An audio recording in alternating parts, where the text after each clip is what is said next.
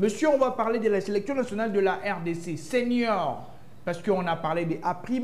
Nous sommes à près de 3 semaines de ces 2 rendez-vous mythiques contre le Sud-Soudan et contre la formation du Sénégal. C'est vrai, il faudrait d'abord négocier le Sud-Soudan qui nous a donné tous les mots du monde ici à Kinshasa. On a gagné certes par 1-0, mais on a eu du mal à faire du beau jeu, mais la victoire était importante. On doit jouer à l'extérieur contre le Sud-Soudan et contre la formation du Sénégal. Mais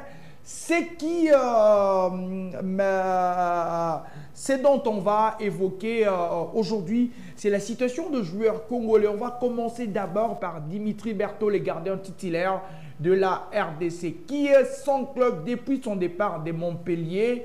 Et le monsieur n'a pas encore trouvé de club. Comment pouvons-nous aborder de tels événements? C'est vrai que dans ces postes de gardien, il y a Fayoul, il y a aussi un Passy. Doit-il directement prendre la main parce qu'il évolue du côté de Havre en attendant que Berthaud se trouve un club, ou même si Berthaud ne se trouvait pas un club, il doit être convoqué à prendre la place d'un Passy par exemple? Comment trouvez-vous cette situation? Ah oui, hein, elle est inquiétante, cette situation de nos internationaux. On commence d'abord avec Dimitri Berthaud, le portier. Ah oui, hein, Dimitri Berthaud, le portier titulaire de cette équipe nationale-là qui n'a pas de club. Je pense que c'est vrai que le poste des gardiens de but, c'est un poste où on ne change pas n'importe comment ou à n'importe quelle situation. Mais là, on sera obligé peut-être de faire avec Mpassi, si jamais lui aussi il va réussir à s'imposer dans sa nouvelle équipe. Mais au moins il est en pré-saison. Au moins il est en pré-saison, il enchaîne de matchs de pré-saison, il s'entraîne avec... il est en forme avec le groupe. Voilà, tandis que Berthaud, qui n'a pas de club et qui peut-être s'entraîne en individuel, c'est différent. C'est très différent parce que l'autre, il s'entraîne avec l'envie d'ailleurs d'aller d'abord chercher cette place des titulaires dans sa nouvelle équipe. Alors que l'autre, il s'entraîne, je pense, seulement pour garder la forme. Je pense que là, Mpassi est bien parti pour retrouver sa place des titulaires, même si, je l'ai dit tout à l'heure, je ne suis pas pour le changement brusque dans des postes comme celui de gardien. Mais on a eu ce changement brusque parce qu'il y a eu un moment où Mpassi était blessé. Ah oui, Berthaud, qui ne jouait pas d'ailleurs, mais seulement, on était en pleine saison, il s'entraînait avec le groupe, mais... Quoi qu'il ne jouait pas, mais il a pris les poteaux. Ah oui, là, ils s'entraînaient avec le groupe, avec l'objectif peut-être de trouver une place de titulaire dans son équipe. C'est différent avec les cas actuels où il s'entraîne, il ne sait pas où il va finir, ou soit la saison va commencer sans qu'il y trouve un club. C'est très différent, et aussi, ce changement était justifié parce qu'il y a l'autre qui est blessé. On devait pas jouer avec un poteau vide quand même. Voilà, Dimitri Berthaud qui n'a pas de club jusqu'à présent, on doit se le dire, après son départ de Montpellier. Mais il y a un autre, ça fait peur. Ça commence très certainement à donner des inquiétudes. Chancel Mbemba Mangoulou. On pensait qu'après les rumeurs qu'il envoyait un peu plus partout dans tous les clubs français, un peu du côté du Golfe, mais le championnat va reprendre d'un moment à l'autre. D'autres ont déjà repris, la Belgique, la Suisse. Mais là, les demi-dieux capitaines qui n'a pas de club, s'ils pouvaient s'entraîner avec peut-être l'équipe réserve de Marseille et pouvaient être convoqués en sélection nationale, là, monsieur Chancel Mbemba n'a pas de club. Et pourtant, on s'approche à un rendez-vous très important. Les Congolais sont-ils dans la poisse? Ah oui, là, je n'arrive pas trop à comprendre. Mais on parlerait également des exigences financières de Chancel Mbemba qui sont trop élevées par rapport aux clubs qui veulent les recruter. Et voilà, je pense que pour moi, un joueur qui ne joue pas, c'est vrai, c'est un joueur qui a toujours fait la différence malgré sa saison, on va dire, blanche. Avec, au moins, ils sont entraînés avec le groupe réserve. Mais là, je pense que ce sera très difficile pour les sélectionneurs nationaux, alors que les 2 matchs qui arrivent, ce sont 2 matchs très importants, 2 matchs cruciaux pour la sélection. Nous qui voulons d'ailleurs que cette équipe-là se qualifie pour la phase finale de la Coupe du Monde. Une première pour, bien sûr, des personnes comme nous qui sommes nés après, bien sûr, l'autre participation de Léopard. Après, il faudrait après beaucoup d'années. Et là, on espère qu'on va avoir cette opportunité de voir comment notre équipe va prendre part à cette phase finale. Mais là, ça commence trop à inquiéter, comme ça a été le cas, comme c'est le cas avec Berthaud et les autres. C'est le cas également pour le capitaine. On pensait qu'il allait très vite retrouver une équipe après l'expiration de son contrat, bien sûr, avec l'OM. Et là, c'est vraiment compliqué pour nous. On espère qu'il y a encore quelques jours, le mercato n'est pas encore fini, le championnat n'a pas encore commencé. On espère qu'il pourra quand même avoir cette opportunité de se trouver un club qui puisse lui permettre d'enchaîner 2 ou 3 matchs avant, bien sûr, cette convocation en équipe nationale. Mais on espère très certainement, s'ils ont été convoqués autrefois, parce qu'ils avaient quand même de clubs, même s'ils ne jouaient pas assez, ils avaient quand même de clubs et ils s'entraînaient. Mais là, ils sont sans club, et il faudrait les dire, les deux d'ailleurs, Mbemba et Berto. Et comment peut-être, très certainement, les listes peuvent sortir avant la fin du mois d'août. Et si peut-être ils n'arrivaient pas à se trouver de club, ou soit ils s'est trouvé à peine de club, sans jouer, ce qu'il faudrait les sélectionner parce qu'ils ont d'abord trouvé de clubs, même s'ils ne seraient pas en forme, où l'histoire de Chancel Mbemba et Berto dans cette sélection font en sorte qu'on puisse seulement les sélectionner parce qu'ils sont importants. Là, je pense que ça dépendra du staff technique. Oui. Je pense que le staff technique, c'est tout un collectif de personnes qui ont chacun de connaissances, de personnes qui ont chacune de connaissances dans un domaine bien déterminé. Il y a ceux qui savent comprendre l'état d'esprit de joueur, ceux qui savent juger les qualités techniques et autres. Je pense que ça dépendra à Sébastien Desabre et son staff de voir comment équilibrer cette liste-là avec des joueurs qui jouent et ceux qui ne jouent pas pour permettre à la RDC, parce que l'objectif principal reste de remporter nos 2 prochains matchs. Mais une petite parenthèse avant que je ne puisse parler de Masuaku. Quand on voit une équipe, parce que c'est vrai, le Sud-Soudan, il y a des joueurs qui jouent, et puis le Sénégal où la majeure partie de leurs joueurs vont, cette majeure partie va très certainement jouer et déjà est en train de jouer avec Monaco, avec d'autres équipes. Ils sont partis préparer la nouvelle saison, mais quand on voit plusieurs incertitudes au sein de la tanière des Léopards et presque la certitude, parce que c'est vrai, il y aura une grosse pression, même si le match du Sénégal ne sera pas très important parce qu'il y aura d'autres matchs, mais seulement c'est un match où tout peut se jouer. N'est-ce pas que quelque part, les Sénégalais peuvent avoir un petit avantage sur le plan de la forme par rapport à ces joueurs congolais qui vont peut-être débuter d'ici peu ou d'autres ne vont peut-être pas débuter? Il faut que je rectifie. Le match contre le Soudan, c'est l'un des matchs les plus importants parce qu'on joue face à un adversaire direct, un prétendant sérieux. Le Sud-Soudan, ce n'est pas le Soudan, le Sud-Soudan. Le Sud-Soudan et le Sénégal, ce sont des prétendants sérieux à cette qualification, bien sûr, à la phase finale. Je pense que déjà, tout le match, en tout cas, ça compte. Tous les matchs sont importants pour toutes les équipes d'ailleurs, que ce soit pour le Soudan, pour le Sénégal, pour la RDC, toutes les autres pour équipes. Le Togo et voilà, on a envie de remporter tous les matchs pour se donner plus de chances d'aller arracher la qualification. Mais cette situation, elle inquiète parce que vous avez cité la liste de joueurs sénégalais qui jouent dans des clubs un peu mieux que ceux dans lesquels évoluent nos internationaux. Ils sont en forme, ce sont des cadres également dans leur club. Je pense que cette situation-là donne un peu plus d'avantages à nos adversaires, parce qu'on a parlé de Berto, titulaire indiscutable dans le Perche. On a parlé de Chancel Mbemba, titulaire indiscutable et capitaine de cette sélection qui n'ont pas de place. On va l'évoquer. Il serait en nouvelle négociation avec Besiktas.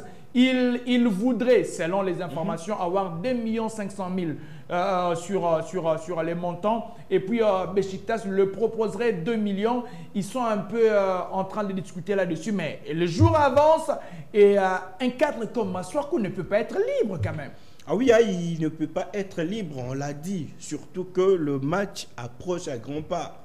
C'est 2 matchs importants pour notre nation, approche à grands pas. On espère qu'ils vont également penser à ça et pour essayer de trouver des solutions le plus tôt possible. Parce que je pense que le sélectionneur national les assiste également. Il a des conversations avec eux, des échanges avec eux pour leur dire, pour leur faire comprendre l'importance pour eux de trouver des clubs parce que le match de l'équipe nationale approche.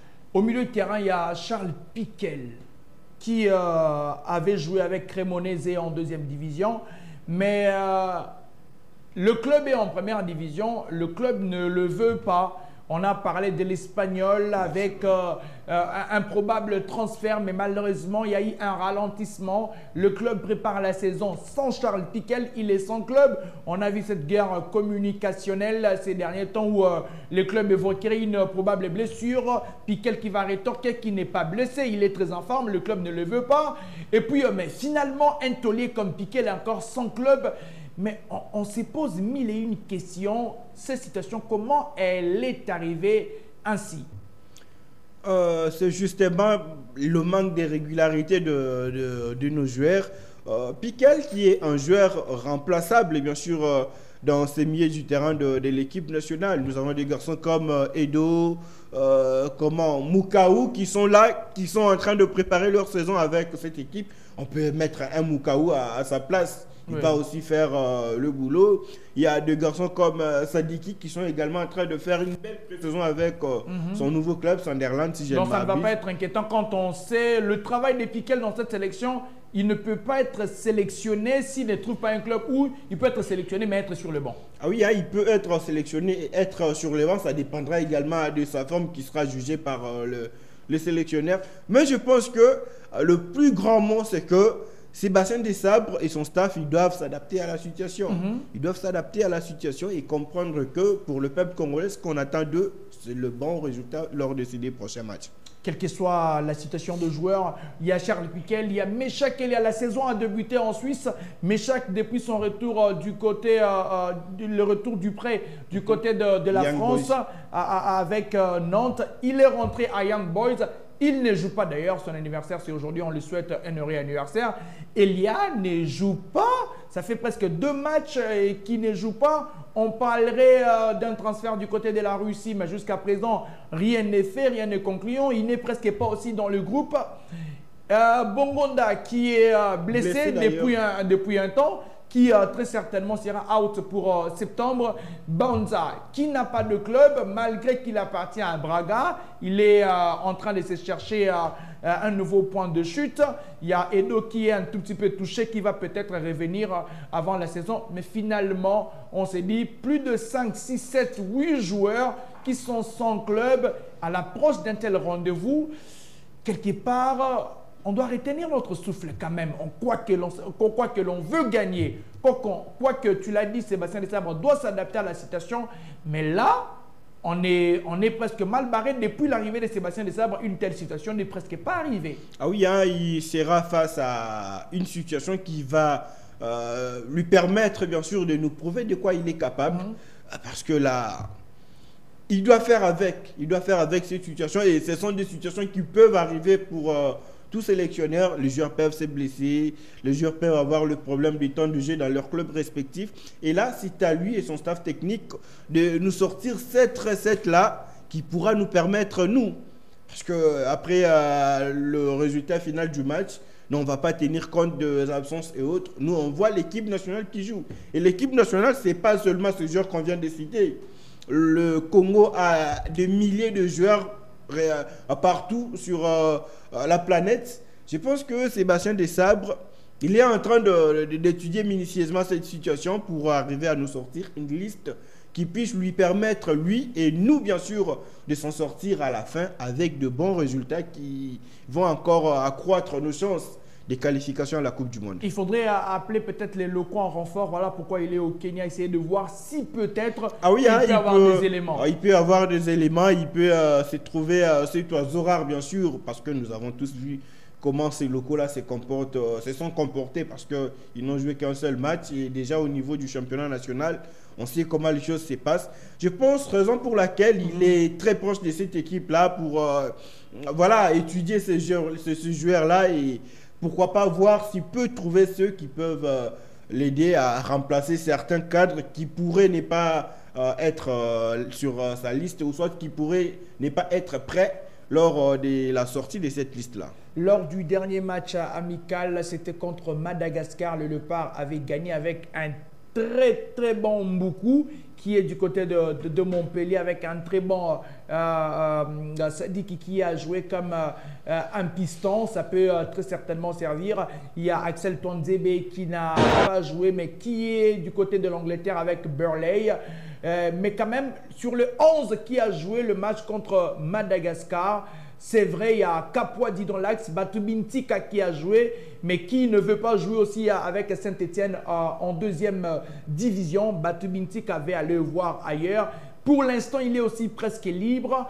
Mais sur le 11 contre Madagascar, quand même, on a des joueurs qui peuvent aussi être pointés, notamment de Steve Kapwadi, qui peuvent aussi, dans l'axe, qui peuvent aussi être alignés. Et puis, de l'autre côté, on peut avoir les retours de Twanzebe. On peut aussi, peut-être avec Bissaka, ça peut aller. On peut toutefois réadapter avec des joueurs qui jouent et mettre des côtés ceux qui ne jouent pas. Ah oui, hein, c'est ce que j'ai dit tout à l'heure. L'entraîneur doit être capable de s'adapter à cette situation. C'est-à-dire faire une symbiose, faire un équilibre entre le joueur qui joue et ceux qui ne jouent pas. Pour lui, l'objectif en tête, c'est que je dois présenter une belle image de l'équipe nationale de la RDC. Donc, faire en sorte que les gens ne croient pas que si Chancel Mbemba n'est pas là, si Mecha Kelia, si Bongoda n'est pas là, cette équipe-là ne peut pas exister parce qu'elle a existé avant que le Chancel et les autres... Mais ce sont quand même des cadres. Ce sont des cadres aujourd'hui, mais qui peuvent être remplacés. Et ce n'est pas pour autant dire que, comme Mané était un cadre de l'équipe sénégalaise, s'il est blessé, on doit le prendre avec sa blessure. D'ailleurs, parce que vous avez ouvert la parenthèse, Sadio Mané, depuis l'arrivée de Thio, l'entraîneur, le sélectionneur national du Sénégal, ça ne parle que chinois entre lui et Sadio Mané. Lors du match RDC, c'est vrai qu'il y avait à l'UCC, Sadio Mané n'avait pas joué contre nous, c'était sur leur terre. Et puis après, on a vu les matchs amicaux ici, Sadio Mané n'a pas joué avec le sélectionneur national. Quelque part, le Sénégal joue aussi mieux sans Sadio Mané avec Koulibaly comme capitaine et l'autre. Ah oui, hein, je pense, c'est pourquoi je disais tout à l'heure, c'est pas pour autant qu'il est un cadre ou soit un grand joueur de cette nation, que s'il n'est pas là, cette équipe-là ne va pas jouer. Elle joue, elle s'adapte à la situation, on met en place un dispositif qui permet à l'équipe de développer son beau jeu. Je pense que c'est la même méthode que Sébastien Desabre et son staff doivent adapter, bien sûr, parce que on a des bons joueurs à ces différents postes. On a des défenseurs, vous avez parlé des Kapwadi qui peuvent remplacer Chancel Mbemba. On a des attaquants. En tout cas, je vis d'ailleurs, même au niveau du championnat national, parce que vous avez parlé de Sébastien qui est avec cette équipe. On a vu des garçons comme Elton Kaimbe, même si je ne veux pas qu'il devienne titulaire directement dans cette équipe-là, il doit avoir la chaleur de cette équipe-là. Ce sont des garçons qui, pour moi, lors des occasions qui se présentent comme des stages, on doit les amener pour le permettre de s'acclimater avec le groupe et autres. Parce que c'est un joueur qui, depuis que je l'ai connu, sa flèche est toujours en train de il monter. A d'ailleurs compensé en lieu place de Mbié. Voilà, on a vu comment il a joué. Et d'ailleurs, si vous me permettez de revenir sur cette équipe du Chan, je me suis étonné comment, moi, sélectionneur d'une équipe nationale de la RDC, j'ai un garçon comme Elton Kaimbe et puis je le laisse sur le banc. Parce que c'est un garçon capable de s'adapter à n'importe quel système de jeu. Si vous allez dans l'agressivité, il peut devenir agressif. Il est très intelligent, il est très technique. Un défenseur comme ça dans mon groupe, à la place de Otis Ngoma, je ne le laisserai jamais sur le banc. Heureusement qu'il est rentré et il a essayé de stabiliser au milieu du terrain, même si on n'a pas gagné à la fin. Voilà, avant que nous puissions continuer, on va vous rafraîchir un tout petit peu la mémoire avec le dernier match de Léopard de la RDC. C'était en amical contre la formation malgache. Match gagné. On va se rappeler de la Joga Bonito de Mboukou, de ces matchs qui a été exceptionnel, notamment aussi pour Wissa, pour Banza aussi. Les Léopards ont fait un très bon match. On espère que ça sera le même, mais attention, le Sénégal arrive. La situation, on ne doit pas se les cacher, elle est inquiétante. Mais on y croit que ça va être une fenêtre importantissime au mois de septembre.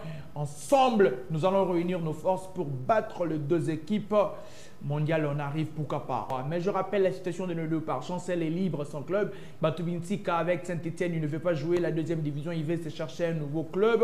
Maswaku en renégociation avec Besiktas. Pour l'instant, il est libre. Piquel, sans club. Le club est parti en préparation et il a laissé. Et puis, Mecha Kelia qui n'est pas convoqué avec Young Boys. Le championnat avait déjà débuté. Ça devient inquiétant. Banzaki se cherche un club. Bongonda blessé. Et puis, voilà, parmi les officiels, on a Burnley qui avait recruté le joueur Twanze, on espère qu'il va être convoqué. Un léopard qui pourrait intégrer la tanière, mais malheureusement blessé, c'est Willy Kombouala qui a été blessé avec son club. Lui d'ailleurs, dont Sébastien Desabre avait évoqué sa situation. Mais qu'il y ait des nouvelles qui ne semblent pas être bonnes dans la tanière. On espère qu'on va s'y ressaisir avant ces deux duels importantissimes.